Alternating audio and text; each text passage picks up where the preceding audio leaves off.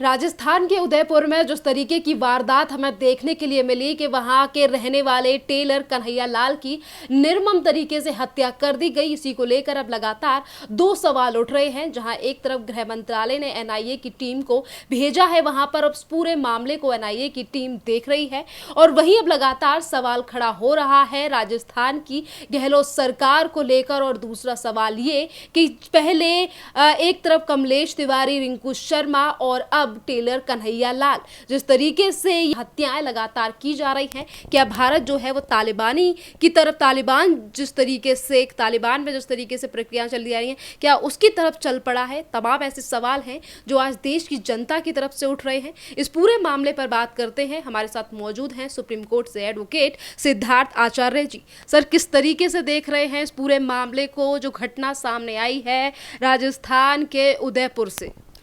जी, अगर आप देखेंगे तो ये पूरा मामला है, ये एक साजिश के तहत हुआ है। ये normal law and order failure नहीं है। गज़वा-ए हिंद की जो साजिश है, ये उस ऑब्जेक्टिव को पूरा करने के तहत की गई है। तो एनआईए आज इन्वॉल्व हुआ है, तो क्योंकि एनआईए, गृह मंत्रालय जानता है कि इसके कम से कम बहुत सारे देशों से, अरब कंट्रीज़ के साथ में कहीं ना कहीं उसके ताल्लुकात होंगे। और ये जो लोग कल जो टीवी पे आए थे, जिन्होंने धोखे से टेलर की हत्या की, टेलर कन्हैया लाल जी की हत्या की, बाकायदा उन्होंने ये क्लेम किया है। इसका मतलब ये है कि जो एक बहुत ही रेडिकल, एक बहुत ही कट्टरपंथी सोच का कोई व्यक्ति होता है, वो ये काम कर सकता है। जो हम 2014-15 से देख रहे थे, जो आईसिस जैसे आतंकी संगठनों ने सीरिया में किया, जो तालिबान ने इतने सालों से अफ़गानिस्तान में किया, आप इस चीज़ को आप एक आतंकी साजिश ही कह सकते हैं।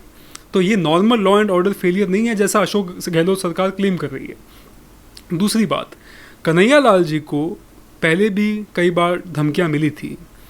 ये अलर्ट दिया गया था 4-5 दिन पहले भी कि उनकी जान को खतरा है, लेकिन अपने वोट बैंक के खातिर अशोक गहलोत जी ने कोई भी कार्रवाई नहीं की।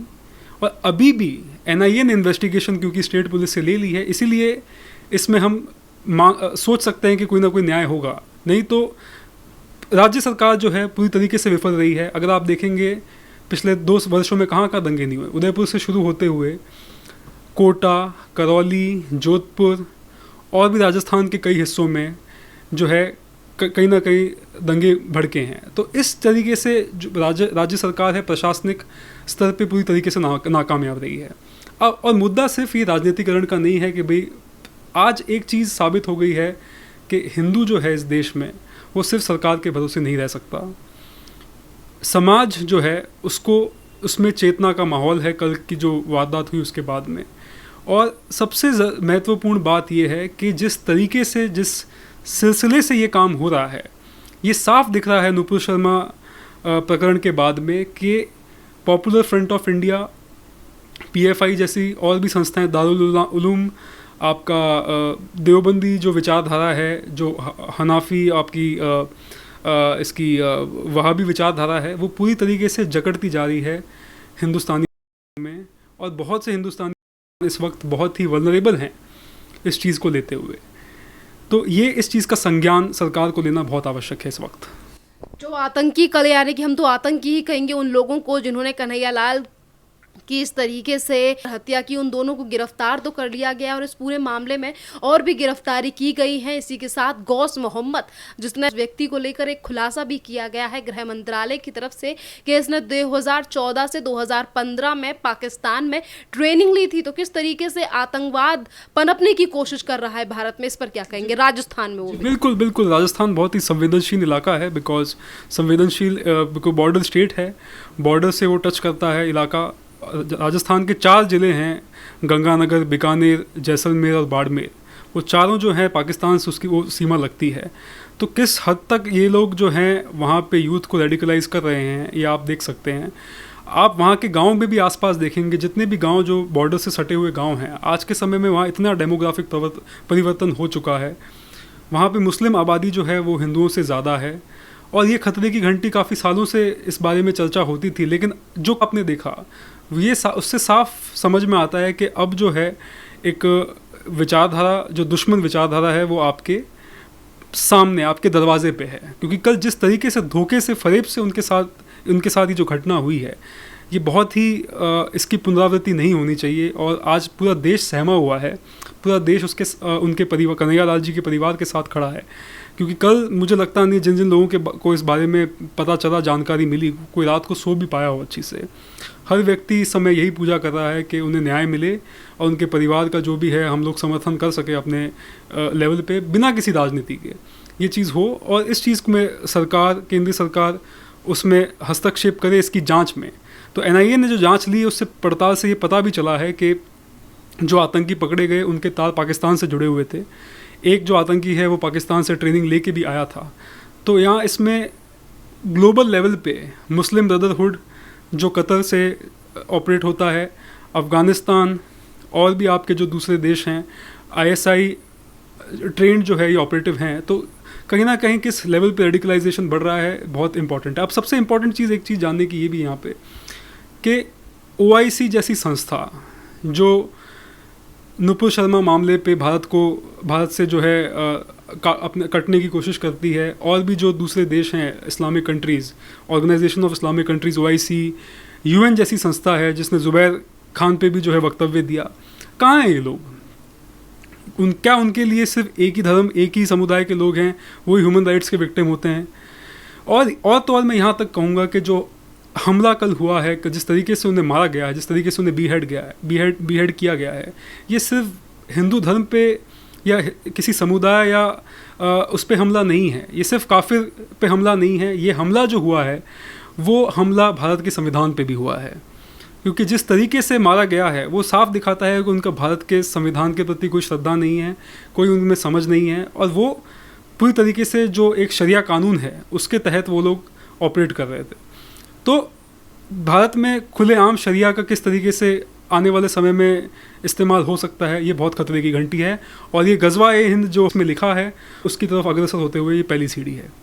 इस पूरे मामले को लेकर लगातार गहलोत सरकार के ऊपर सवाल उठ रहा है, और वहीं कहीं ना कहीं देश की जनता की तरफ से ये मांग उठ रही है कि जिन पुलिस वालों ने कन्हैया लाल को प्रोटेक्शन नहीं दिया और उन्हीं को गिरफ्तार कर लिया गया था 12 से 13 तारीख के बीच में, आखिरकार गहलोत सरकार ने उन पुलिस अफसरों के ऊपर क्यों कार्रवाई नहीं की है, क्यों बचाने की कोशिश कर रही है गहलोत सरकार। और वहीं इस पूरे मामले पर संज्ञान लेने की बजाय गहलोत सरकार केंद्र सरकार को जिम्मेदार ठहरा रही है और कह रही है कि शांति की अपील करनी चाहिए देश के प्रधानमंत्री और गृह मंत्री को।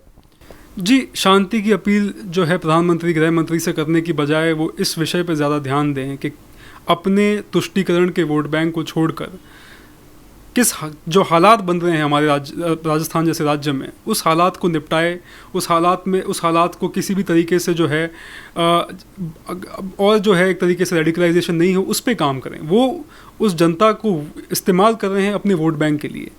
क्या कारण है आप देखेंगे कि इस तरीके की कोई घटना जो है वो उत्तर प्रदेश में नहीं होती?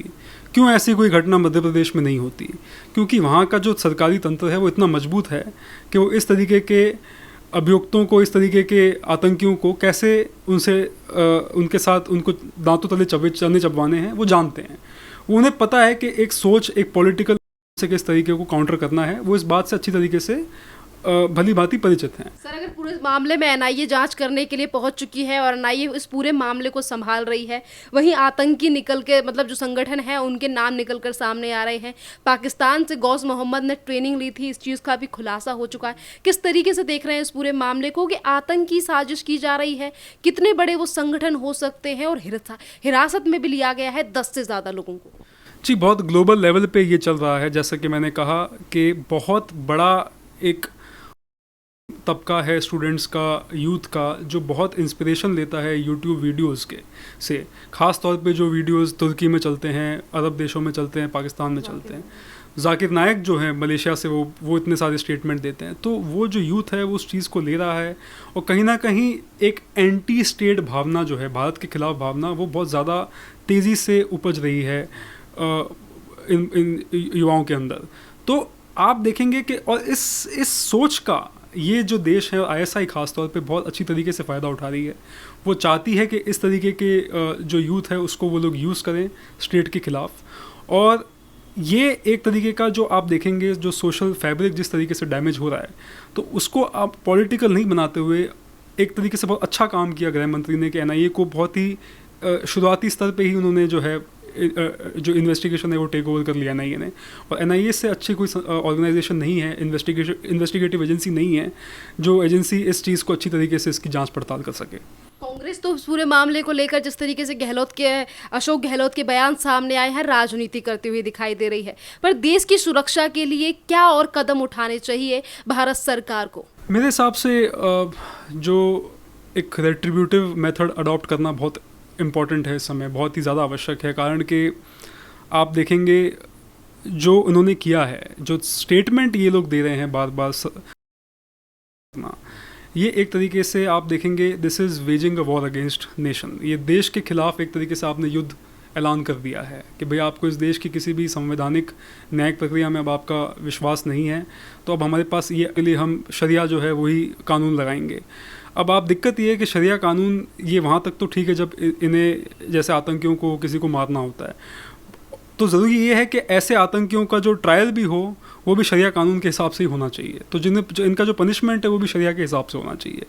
तो कहने का मतलब ये है कि हालांकि ठीक है आर्गुमेंट स्तर पे हम ये बात कर सकते हैं, लेकिन आज हमारे जो हमारा ढांचा है उसमें बदलाव की बहुत आवश्यकता है। जो आतंकवाद से निपटने के लिए जो कानून हैं उनमें और अमेंडमेंट, उनमें और भी ज़्यादा जो उसको अमेंड करना, उसको अच्छी से और नए नए कानून लेके आना बहुत आवश्यक है। क्योंकि आप देखेंगे इस तरीके के कानून आप यूएपीए या दूसरे कानून है उसके तहत आप इन जैसे लोगों से आप नहीं इन पे पार पा सकते हैं। तो संशोधन जो है कानूनों में उनकी बहुत ज़्यादा आवश्यकता है इस तरीके के आतंकियों से निपटने के लिए और उन्हें सबक सिखाने के लिए, ताकि इस तरीके की घटना की पुनरावृत्ति नहीं हो।